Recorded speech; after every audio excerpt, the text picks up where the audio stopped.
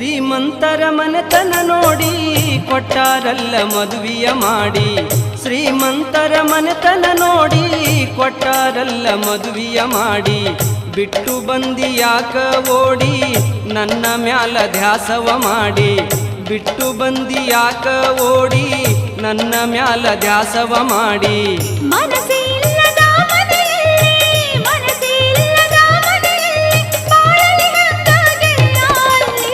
ಯಾಕ ಗೆಳತಿ ನೀ ಹೊಳ್ಳಿ ಬಂದೆಲ್ಲ, ನಿನ್ನ ಮದುವೆಯಾಗಿ 1 ವರ್ಷ ಪೂರ ಆಗಿಲ್ಲ.